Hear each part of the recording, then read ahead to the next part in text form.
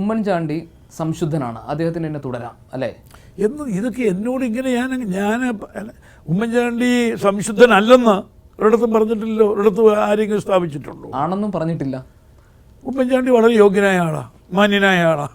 അപ്പോൾ ഉമ്മൻചാണ്ടിയുടെ നേതൃത്വത്തിൽ തന്നെ ഈ സർക്കാർ മുന്നോട്ട് പോയാൽ ലോക്സഭാ തെരഞ്ഞെടുപ്പിൽ ഒന്നും സംഭവിക്കാൻ പോകുന്നില്ല, പ്രതികൂലമായി ഒന്നും സംഭവിക്കാൻ പോകുന്നില്ല. ലോക്സഭാ തെരഞ്ഞെടുപ്പിൻ്റെ ജയപരാജയങ്ങളൊക്കെ പല പല കാര്യങ്ങളെ ആശ്രയിച്ചാണ് ഇരിക്കുന്നത്.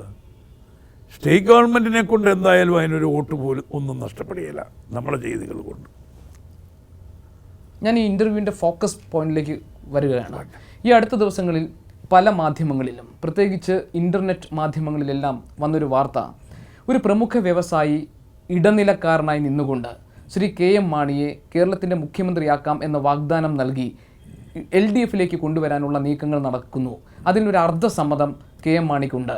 ഇപ്പോൾ ചർച്ചകൾ നടക്കുന്നു. അതിൻ്റെ ഭാഗമായാണ് ശ്രീ പന്ന്യൻ രവീന്ദ്രൻ പിണറായി വിജയനെ കണ്ടതും കാര്യമായി ഒന്നും വിട്ടുപറയാതെ ഇപ്പോഴും അന്തരീക്ഷത്തിൽ താങ്കൾ അഭ്യൂഹങ്ങൾ എന്ന് വിളിക്കുന്ന സംശയങ്ങൾ ബാക്കി നിർത്തുന്നത്. അങ്ങനെ ഒരു വ്യവസായി എനിക്കറിഞ്ഞുകൂടാ, ഞാൻ കേട്ടിട്ടില്ല, ഇപ്പം കേൾക്കുകയാണ്. അങ്ങനെ ഒരു വ്യവസായിയുടെ ഒരാവശ്യമില്ല. ഞങ്ങൾക്ക് മാറണമെന്നുണ്ടെങ്കിൽ ഞങ്ങളുടെ പാർട്ടി കൂടി ആലോചിക്കും, ഞങ്ങളുടെ രാഷ്ട്രീയ തീരുമാനം എടുക്കും. അത് ഞങ്ങൾ മാറണമെന്ന് വെച്ചാൽ ഉടനെ ഇടതുപക്ഷത്തേക്ക് പോകുമല്ല, ഞങ്ങൾക്കൊക്കെ സ്വാതന്ത്ര്യമുണ്ട്. ഞങ്ങൾക്ക് ഈ ഗവൺമെൻറ്റിൽ ഞങ്ങളൊരു മിനിമം പരിപാടിയായിട്ട് കൂടിയിരിക്കുന്ന ആളുകളാണ്. ഞങ്ങൾ ആ മിനിമം പരിപാടി നടപ്പിലാകുന്നില്ല എന്നുകൊണ്ട് ഞങ്ങൾ സ്റ്റെപ്പ് ഡൗൺ ചെയ്യും. ഞങ്ങൾ ഒറ്റയ്ക്ക് നിന്ന പാർട്ടി, അതാണ് എൻ്റെ കേസ്. അതിനടുത്ത് ഇടതുപക്ഷത്തേക്ക് പോകണമെന്നില്ല. കേരള കോൺഗ്രസ് ഒരു ചരിത്രം എടുത്തു. ഞങ്ങൾ അങ്ങനെ നട്ടലുള്ളൊരു പാർട്ടിയല്ലേ, ഞങ്ങൾ ഒരിടത്തും മുട്ടുകുത്തുകയുമില്ല. ഞങ്ങളുടെ ഇൻഡിവിജ്വാലിറ്റി കൊണ്ട് ഞങ്ങൾ ചെയ്യുകയുമില്ല. അതിൻ്റെ അർത്ഥം ഞങ്ങൾ കോൺഗ്രസിന് ദാസ്യവേല ചെയ്യുന്നു എന്നുള്ളതല്ല. ഞങ്ങൾക്ക് ചില കാര്യങ്ങളുണ്ട്, കോൺഗ്രസുമായി ചില അഭിപ്രായ വ്യത്യാസം ഞങ്ങൾക്കുണ്ട്, അതൊക്കെ വേറെ കാര്യം. അത് ഞങ്ങൾ വേറെ നിലയിൽ സംസാരിച്ചോളാം. സോളാർ വിഷയത്തിലാണോ? സോളാർ വിഷയമൊന്നുമല്ല. സോളാർ വിഷയം ഞാൻ പറഞ്ഞു കഴിഞ്ഞല്ലോ. പറഞ്ഞു കഴിഞ്ഞ വിഷയങ്ങൾ ഓരോന്നും പിന്നെ എടുക്കരുത്. എയറിൽ അന്തരീക്ഷത്തിൽ നിൽക്കുന്ന വിഷയമാണ് സോളാർ, അതുകൊണ്ടാണ് വീണ്ടും ചോദിക്കേണ്ടി വരുന്നത്. സോളാർ വിഷയം ഞാൻ പറഞ്ഞു കഴിഞ്ഞു, എക്സ്പ്ലെയിൻ ചെയ്ത് കഴിഞ്ഞിട്ട് പിന്നെ അതിലേക്ക് വരരുത്. പിന്നെ നമുക്ക് പറയാത്ത വിഷയങ്ങൾ എടുത്തു. ശരി, അപ്പോൾ എൻ്റെ ചോദ്യത്തിന് മറുപടി പറഞ്ഞുകൊണ്ടിരിക്കുകയായിരുന്നു. എൻ്റെ ചോദ്യത്തിന് മറുപടി, കേരള കോൺഗ്രസിന് ഒറ്റയ്ക്ക് നിൽക്കാനുള്ള ശക്തിയുണ്ട്, വേണമെങ്കിൽ അങ്ങനെ സാഹചര്യം ഇപ്പം ഇല്ല. ആവശ്യമെങ്കിൽ എന്നാണ് പറഞ്ഞത്. നിങ്ങളുടെ ആ ചോദ്യത്തിൻ്റെ മുഴുവൻ ഒരു കോമ്പൗണ്ട് ക്വസ്റ്റ്യൻ ആയിരുന്നു. ആ കോമ്പൗണ്ട് ക്വസ്റ്റ്യൻ്റെ മുഴുവൻ ഒരു ധ്വനി എന്ന് പറയുന്നത് ഇങ്ങനെയുള്ള സാഹചര്യങ്ങളൊക്കെ ഉണ്ട്.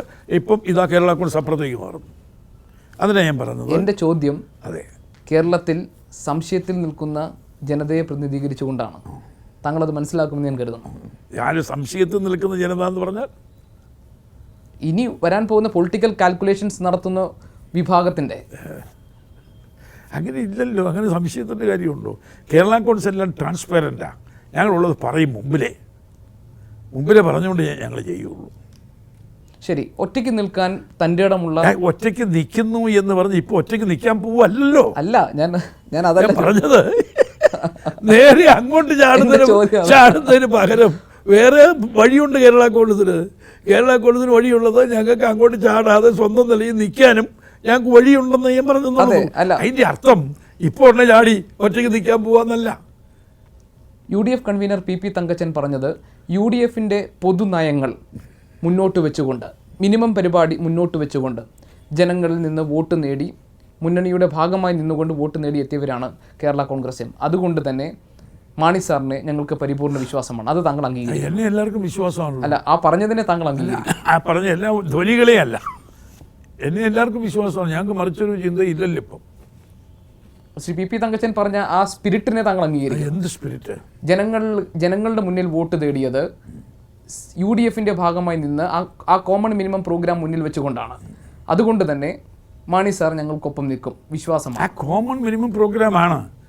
ഈ സിദ്ധാന്തപരമായ ചർച്ചയും ഇപ്പോഴത്തെ ആക്ച്വൽ സ്റ്റേറ്റ് ഓഫ് അഫയേഴ്സും തമ്മിൽ വ്യത്യാസമാണ്. സിദ്ധാന്തപരമായ ചർച്ച എന്ന് പറയുകയാണെങ്കിൽ ഞാനതുമായിട്ട് പങ്കുചേരാം. ഒരു മിനിമം പ്രോഗ്രാമിൻ്റെ അടിസ്ഥാനത്തിൽ നമ്മൾ ഗവൺമെൻറ് ഉപകരിച്ചു. ആ മിനിമം പ്രോഗ്രാം നടപ്പിലാക്കാൻ കഴിയില്ലെങ്കിൽ നമുക്കെന്നും അവിടെ ഒരു വിധേയത്വമില്ല. നമ്മൾ സലാം പറയും, ഇതാ ഞങ്ങൾ മാറുന്നു.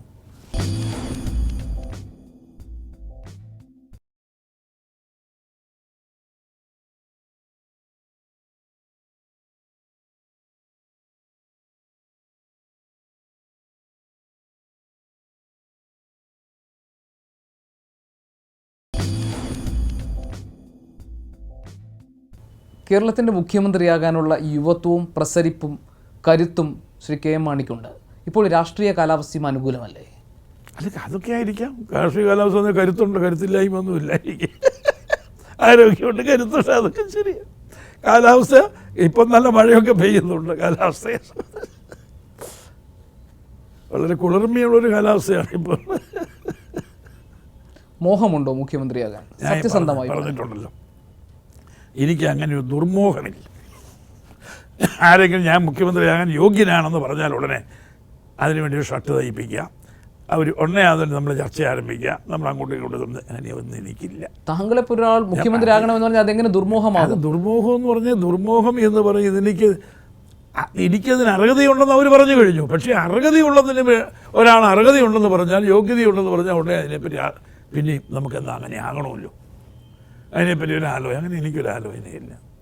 ഞാനിങ്ങനെ മുഖ്യമന്ത്രി പദം മോഹിച്ച് സ്വപ്നം കണ്ടുകൊണ്ടിരിക്കുന്നൊരു വ്യക്തിയല്ല. അത് വരട്ടെ, വരുന്ന കാലത്ത് വരും, നേരായ മാർഗത്തിൽ കൂടെ വരും, വരുന്ന കാലത്ത് വരും. ഒരിക്കൽ കൂടി ഞാൻ ആവർത്തിക്കട്ടെ, ഇടതുപക്ഷത്തോട് പറയുമോ ഞാനില്ല നിങ്ങളുടെ പാളയത്തിലേക്ക്? എന്താ ചോദ്യമായി ഇത്? ഇങ്ങനെ ചോദിക്കാമോ? ഒരാളോട് ചോദിക്കാമോ? അത് ശരിയാണോ? ഞാൻ എല്ലാവരും പറയും ഞാനില്ല. എന്തിനും എനിക്കെന്നെ ആവശ്യമില്ലല്ലോ. അവരെന്നെ ക്ഷണിച്ചിട്ടില്ല, ഞാൻ അങ്ങോട്ട് പോകാമെന്ന് പറഞ്ഞിട്ടില്ല, അവരെന്നെ സമീപിച്ചിട്ടില്ല, ഞാൻ അങ്ങോട്ട് ചർച്ച ചെയ്തിട്ടില്ല. അങ്ങനെ സാഹചര്യം ഇപ്പം ഇല്ല. ഞാൻ ഇതിനെങ്ങനെ ലോകത്തോടൊക്കെ ഞാൻ നിങ്ങളുടെ കൂടെ ആരുടെ കൂടെയും ഇല്ല. ഇതിനെങ്ങനെ പറയുന്ന കാര്യമില്ല. ഒരു വിവേകം, രാഷ്ട്രീയ വിവേകം എന്ന് പറയുന്നത് prudence is better part of valour എന്ന് പറയും. നമ്മുടെ ഒരു വിവേകം എന്ന് പറയുന്നത് അതാണ് ഒരു ധീരത എന്ന് പറയുന്നത്. ആവശ്യമില്ലാത്ത കാര്യം പറഞ്ഞിട്ട് വല്ല കാര്യമുണ്ടോ? നമ്മളിതിനെ പറയുന്നത്. താങ്കൾക്കും അറിയാം, എനിക്കും അറിയാം, ഈ രാഷ്ട്രീയം ശ്രദ്ധിക്കുന്ന കേരളത്തിലെ ജനങ്ങൾക്കും അറിയാം. ആശങ്കയുണ്ടായിട്ടുണ്ട് UDF-നകത്ത് ശ്രീ കെ എം മാണി അടുത്ത മുഖ്യമന്ത്രിയാകാൻ പോകുന്നു എന്ന വാർത്തകൾ പ്രചരിപ്പിച്ചു തുടങ്ങിയ മുതൽ. അത് വാർത്തയുണ്ടായിരിക്കുമെന്ന് എനിക്കറിഞ്ഞുകൂടാ. ഞാൻ അതിനായിട്ട് ഒന്നും ചെയ്യുന്നില്ലല്ലോ. ഞാൻ എൻ്റെ ഇത് കേൾക്കുന്ന ജനങ്ങളുണ്ടല്ലോ, മുഖ്യമന്ത്രിയാകാൻ എനിക്കൊരാഗ്രഹമില്ല. അങ്ങനെ ഒരു സ്വപ്നം ആയിട്ട് ഞാൻ നടപ്പില്ല. ആരും സമീപിച്ചിട്ടില്ല, ചർച്ചകൾ നടത്തിയിട്ടില്ല, കൂടിയാലോചനകൾ സമീപിച്ചിട്ടില്ല. ഇല്ല, ശരി, അതെല്ലാം ഞാൻ അംഗീകരിക്കുന്നു. എൻ്റെ വളരെ ലളിതമായ ചോദ്യം, കോടിയേരി പറഞ്ഞതും പന്നിയൻ പറഞ്ഞതും എസ് രാമചന്ദ്രൻ പിള്ള പറഞ്ഞതുമെല്ലാം ക്ഷണമല്ലേ? അതിന് ഒരാൾ ക്ഷണിച്ചതും കൊണ്ട് ഞാൻ എന്ത് ചെയ്യണം? ക്ഷണിച്ചു, വിചാരിച്ചു, ക്ഷണനമാണെന്നങ്ങ് വിചാരിച്ചു. ഞാനെന്ത് കഴിച്ചു പറയാം, കെ എം മാണി ഇതാ ഇതുപോലെ ചെയ്യണം. ഒരാൾ മറ്റൊരു പാർട്ടി പറയാം, ഞാൻ എന്ത് ചെയ്യണം? അവരങ്ങനെയൊന്നും പറഞ്ഞിട്ടില്ല. അങ്ങനെ പറഞ്ഞാൽ പോലും ഞാൻ എന്ത് ചെയ്യണം? എനിക്കെന്താ ഉത്തരവാദിത്വം? അതല്ല ആ സ്റ്റേറ്റ്മെൻറ്റ്, ഒരു സ്റ്റേറ്റ്മെൻറ്റ്, ഒരു പാർട്ടി. അപ്പോൾ മറുഭാഗത്ത് UDF-ന് ഒരു ബലം കൊടുക്കണ്ടേ? അതല്ല, അത് ഇപ്പോൾ ഈ ബലം ഉണ്ടല്ലോ. ഇതാ ഇത് കേൾക്കുന്നയാളില്ല, UDF ഇത് കേൾക്കിയില്ലേ? എൻ്റെ നിലപാട് അങ്ങനെ പോകാനുള്ള നിലപാടല്ല. എന്തുകൊണ്ടാകാം പിന്നെ ഇടതുപക്ഷത്തു നിന്ന് ഇതുപോലെ ക്ഷണത്തിൻ്റെ സ്വഭാവമുള്ള പരാമർശങ്ങൾ ഉണ്ടാകുന്നത്? അവർക്ക് മുഖ്യമന്ത്രിയാകാൻ ആളില്ലാത്തത് കൊണ്ടാണോ?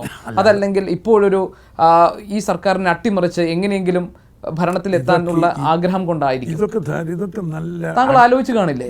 പ്രതിപക്ഷങ്ങൾക്ക് പല നയങ്ങളുണ്ടല്ലോ, തന്ത്രങ്ങളുണ്ട്, അടവ് നയങ്ങളുണ്ട്, തന്ത്രങ്ങളുണ്ട്, ഇങ്ങനെയൊക്കെയുള്ള തന്ത്രങ്ങൾ ഉണ്ട്. ശ്രീ കെ എം മാണിക്ക് മുഖ്യമന്ത്രിയാകാൻ അർഹതയുണ്ട്, അത് പ്രതിപക്ഷം പോലും അംഗീകരിക്കുന്നതാണെന്ന് PC ജോർജ് പറഞ്ഞപ്പോൾ താങ്കൾ പറഞ്ഞു ജോർജിന് അത് പറയാനുള്ള അധികാരമുണ്ട്, അദ്ദേഹത്തിന് സ്വന്തം അഭിപ്രായമാണ്, അത് തടഞ്ഞു നിർത്തേണ്ട കാര്യമില്ല. ശരിയാണ്.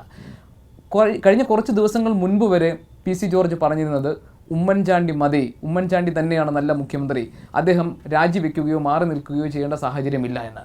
പെട്ടെന്ന് ഇങ്ങനെ മാറ്റി പറയുമ്പോൾ സംശയമുണ്ടാകില്ലേ? ജോർജിനോട് ചോദിക്കുക. ജോർജിനോട് ഞാൻ സംസാരിച്ചു. ഞങ്ങളിതിനങ്ങനെ സ്റ്റേറ്റ്മെൻറ്റ് കൊള്ളുന്നു. ഞാനങ്ങനെ പറഞ്ഞെന്നുള്ളൂ. നേതാക്കന്മാരെ ഞങ്ങൾ വിലയിരുത്തി എന്നുള്ളതേ ഉള്ളൂ. വിലയിരുത്തി കെ എം മാണി ഇനി യോഗ്യനാണെന്ന് പറഞ്ഞു. അതൊരു തിയററ്റിക്കലായിട്ടുള്ള ഒരു സ്റ്റേറ്റ്മെൻ്റ് എന്നുള്ളതേ ഉള്ളൂ. അതായത് അതിൻ്റെ അർത്ഥം ഉമ്മൻചാണ്ടിയെ മാറ്റി കെ എം മാണി മുഖ്യമന്ത്രി ആകണമെന്നുള്ള അർത്ഥത്തിലല്ല PC ജോർജിൻ്റെ സംസാരം. അതാണ് അതിൻ്റെ കാര്യം. ഓരോന്നും ഓരോ കോണ്ടെക്സ്റ്റിൽ നമ്മളെടുക്കണം. AK ആൻ്റണി പറഞ്ഞത് ഉമ്മൻചാണ്ടിയും രമേശ് ചെന്നിത്തലയും ഒരു മേശയ്ക്ക് അപ്പുറവും ഇപ്പുറവും ഇരുന്ന് സംസാരിച്ചാൽ തീരാവുന്ന പ്രശ്നമേ നിലവിൽ കേരളത്തിലുള്ളൂവെന്ന്.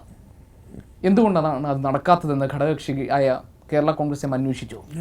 അന്വേഷിക്കേണ്ട കാര്യം, അത് അവരുടെ ആഭ്യന്തര പ്രശ്നം. പക്ഷെ സർക്കാരിനെ മുഴുവൻ ബാധിക്കുന്ന ഒരു വിഷയം വരുമ്പോൾ ഘടകകക്ഷികൾ ഇടപെടണ്ടേ? സർക്കാരിനെ ബാധിക്കുന്ന ഘട്ടം വന്നാൽ ഞങ്ങൾ ഇടപെടും. ഇപ്പോൾ അവർ തമ്മിൽ അഭിപ്രായ വ്യത്യാസങ്ങളുള്ളത് അവർ തമ്മിൽ തീർത്തോട്ടെ. അഭിപ്രായ വ്യത്യാസങ്ങളുണ്ടെങ്കിൽ എന്തൊരു ആഴമുണ്ട്, അതിന് പരപ്പ് എത്രയാണെന്ന് എനിക്കറിഞ്ഞുകൂടാ. അഭിപ്രായ വ്യത്യാസം ഉണ്ടോയെന്നും എനിക്കറിഞ്ഞുകൂടാ. ഉണ്ടെങ്കിൽ അത് അവരുടെ പാർട്ടിക്കകത്ത് തീർക്കേണ്ടതാണ്. ഘടകകക്ഷിയായ മുസ്ലിം ലീഗിനെ സംബന്ധിച്ച് അവർക്ക് ഇതിൽ വ്യക്തമായ ഒരു അഭിപ്രായമുണ്ട്.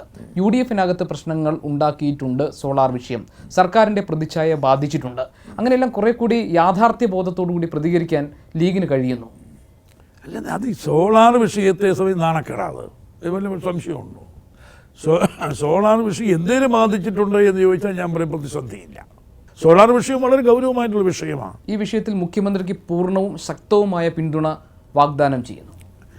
ഈ വിഷയത്തിൽ ഈ വിഷയത്തിലാണ് ഇപ്പോൾ സർക്കാരിനെതിരെ ആക്ഷേപം. ഈ വിഷയം മുഖ്യമന്ത്രി എന്തോ ഒരു ഡീല് നടത്തിയതാണോ? അല്ല, മുഖ്യമന്ത്രിക്ക് ഇതുമായിട്ടൊരു ബന്ധവുമില്ല. ഇതിൻ്റെ പേരിൽ ഈ ഗവൺമെൻറ് പ്രതിച്ഛായ പോയില്ല, ഉമ്മൻചാണ്ടിയുടെ പ്രതിച്ഛായ പോയില്ല. അല്ല, ഒറ്റ വാക്കിൽ മറുപടി പറയാവുന്ന ഒരു ചോദ്യമാണ് എൻ്റെത്.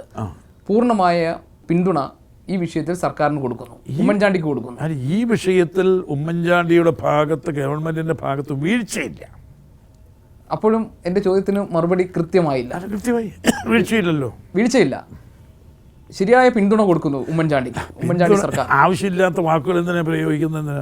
പിന്തുണ മുഴുവൻ ശരിയായ പിന്തുണ. ഞാനാണ് പറഞ്ഞത് പാറ പോലെ ഉറച്ചു നിൽക്കുന്നു. അല്ലല്ല, ഞാനാണെ പറയും മിസ്റ്റർ ഉമ്മൻചാണ്ടി, ഒരു കാര്യമുണ്ട് കേട്ടോ, നമ്മൾ ഇച്ചിരി സൂക്ഷിക്കണം. നമ്മുടെ സ്റ്റാഫിനെ സംബന്ധിച്ചിടത്തോളം കുറച്ചുകൂടെ സൂക്ഷിക്കണം. അങ്ങനെ ഒരു ഉപദേശം ഉമ്മൻചാണ്ടിക്ക് കൊടുക്കാം. ലീഗ് പറഞ്ഞതുപോലെ ഉമ്മൻചാണ്ടിക്ക് പിന്നിൽ പാറ പോലെ ഉറച്ചു നിൽക്കുകയാണോ കേരള കോൺഗ്രസ് എം? അങ്ങനെ ഈ പാറ പോലെയൊക്കെ ഉറച്ചു നിൽക്കുന്നത് പാറയേക്കാൾ ഉറപ്പിൽ. അങ്ങനെ ഒരു പ്രതിസന്ധിയില്ലല്ലോ. ഉമ്മൻചാണ്ടി വീഴാൻ തുടങ്ങുകയാണെങ്കിലും ഉള്ളല്ലോ നമ്മൾ ഉറപ്പിച്ച് നിർത്തേണ്ട കാര്യമാണ്. ഇത് അങ്ങനെ ഒരു പ്രശ്നമല്ലല്ലോ. എനിക്കിപ്പോഴും മനസ്സിലാകുന്നില്ല അത്തരം പദങ്ങളോട് എന്തിനാണ് ശ്രീ കെ മാണി താങ്കൾ അതിനെ അകറ്റി നിർത്തുന്നത്? അത്രയും ഉള്ള പദങ്ങൾ ഇങ്ങോട്ട് ചോദിക്കുന്നതുകൊണ്ടാണ്. എന്തിനാ ഈ പാറ പോലെ ഉറച്ചു നിൽക്കുക? ശരി, പാറ കളയാം, ഉറച്ചു നിൽക്കുന്നു. ഉറച്ചു നിൽക്കും. ഉമ്മൻചാണ്ടിക്ക് ഇതിനകത്ത് ബന്ധമൊന്നുമില്ല. ഉമ്മൻചാണ്ടി എന്തിനാ വെറുതെ നമ്മളതിനകത്ത് ഉമ്മൻചാണ്ടിയെ കൊണ്ടുവരേണ്ട കാര്യം എന്താ? അതുകൊണ്ട് ഈ വിഷയത്തിൽ ഉമ്മൻചാണ്ടിയെ ഒറ്റപ്പെടുത്താനാണ് എന്നുള്ളത് ഞങ്ങൾ സമ്മതിക്കില്ല, ഉറച്ചു നിൽക്കും. അത് നിയമസഭയിൽ ഞാൻ പറഞ്ഞിട്ടുണ്ട്. അവിശുദ്ധമായ രീതിയിൽ ഈ സർക്കാരിനെ താഴെ ഇറക്കാൻ ഞങ്ങൾ ശ്രമിക്കില്ല, ഇടതുപക്ഷം പറഞ്ഞതാണ്. SRP പറഞ്ഞു, പന്ന്യൻ പറഞ്ഞു. പക്ഷേ അല്ലാതെ സ്വാഭാവികമായി ഈ സർക്കാർ വീണാൽ ആ രാഷ്ട്രീയ സാഹചര്യം ഞങ്ങൾ മുതലെടുക്കും. സ്വാഭാവികമായി വീഴണമെങ്കിൽ അതെങ്ങനെയാകും? ആയി വീണാൽ പിന്നെ അതിന് നെക്സ്റ്റ് ഒന്നെങ്കിൽ പ്രതിപക്ഷം അവർ ഗവൺമെൻറ് രൂപീകരിക്കുക. സ്വാഭാവികമായി വീണാൽ ഭൂരിപക്ഷമുള്ളൊരു പാർട്ടി ഗവൺമെൻറ് രൂപീകരിക്കുക. ഇല്ല എങ്കിൽ നിയമസഭ പിരിച്ചു വിടുക. എത്രയേ ഉള്ളൂ. 67 സീറ്റാണ് പ്രതിപക്ഷത്തിനുള്ളത്. താങ്കളുടെ പാർട്ടിക്ക് 9. അത് എൻ്റെ പാർട്ടി തന്നെ. പലർക്കും കഴിഞ്ഞാൽ വേറെ പല പാർട്ടിക്കുണ്ടല്ലോ, ഭൂരിപക്ഷമായി ഉണ്ടല്ലോ. ലീഗിന് ഇത്രയും എല്ലാവർക്കും ഉണ്ടല്ലോ, നമ്പർ എല്ലാവർക്കും ഉണ്ടല്ലോ. കോൺഗ്രസിന് ഇത്രയും നമ്പറല്ലേ? മുസ്ലിം ലീഗും കേരള കോൺഗ്രസ് എമ്മും എല്ലാം ഞങ്ങൾക്ക് വേറെ വഴിയുണ്ട്, ആവശ്യമെങ്കിൽ ഞങ്ങളത് സ്വീകരിക്കും എന്ന് പറയുമ്പോൾ പൊതുവിൽ മനസ്സിലാക്കപ്പെടുന്നത് അതൊരു സമ്മർദ്ദതന്ത്രത്തിൻ്റെ ഭാഗമായാണ്. പാർലമെൻറ്റ് സീറ്റ് കൂടുതൽ ആവശ്യപ്പെടുമോ ഇത്തവണ? ഞങ്ങൾ കൂടുതൽ സീറ്റ് അസംബ്ലിക്കും ചോദിക്കും, പാർലമെൻറ്റിനും ചോദിക്കും. ഞങ്ങൾക്ക് കൂടുതൽ സീറ്റിന് അർഹതയുണ്ട്. അർഹതയുള്ളത് ഞങ്ങൾ ചോദിക്കും. ചോദിക്കുന്നതെല്ലാം കിട്ടണമെന്നുമില്ല. ഉണ്ടോ? അപ്പോൾ നേരത്തെ കോൺഗ്രസുമായി ചില കാര്യങ്ങളിൽ അഭിപ്രായ വ്യത്യാസം ഉണ്ടാകും എന്ന് പറഞ്ഞത് ഈ വിഷയങ്ങൾ കൂടി. ഈ വിഷയവും അതിൽപ്പെടും. ഞങ്ങൾക്ക് അർഹമായിട്ടുള്ള പ്രാതിനിധ്യം സീറ്റ് ഡിസ്കഷൻ്റെ കാലഘട്ടത്തിൽ അർഹമായിട്ടുള്ള ഞങ്ങളുടെ അവകാശങ്ങളും ആവശ്യങ്ങളും സാധിച്ചു തന്നിട്ടില്ല. പ്രതിപക്ഷത്ത് നിന്ന് ക്ഷണമായി കാര്യങ്ങളെ കാണുന്നില്ല.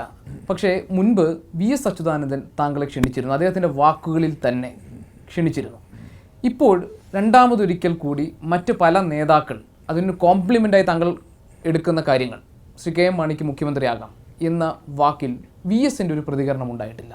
അതെന്തുകൊണ്ടാകാം? അത് എന്നോട് ചോദിച്ചാൽ എന്താ ഞാനീ പറയുന്നത്? അതൊക്കെ VS തിരുവനന്തപുരത്തുണ്ടല്ലോ, ചോദിക്കുക. നിങ്ങൾ ഇൻ്റർവ്യൂ ചോദിക്കുക. ഞാൻ VSൻ്റെ മനോഗതം എന്താണെന്ന് ഞാൻ എന്തിനാ പറയുന്നത്? എന്താ എനിക്കറിഞ്ഞുകൂടാ. ഇനി ഒരു അഭിമുഖം താങ്കൾ മുഖ്യമന്ത്രിയായിട്ടായിരിക്കില്ല എന്ന് ഉറപ്പ് പറയാൻ പറ്റുമോ? ഇതൊക്കെ ഇങ്ങനെയുള്ള ഭാവിയെപ്പറ്റി ഒന്നും ഇങ്ങനെ നോയും ഏസും ഒക്കെ പറഞ്ഞ് നമുക്ക് പ്രവചിക്കാൻ ഒക്കുമോ? നമ്മളതൊന്നും പറയണ്ട. ആ ചോദ്യത്തിന് no answer, no comment. Thank you very much.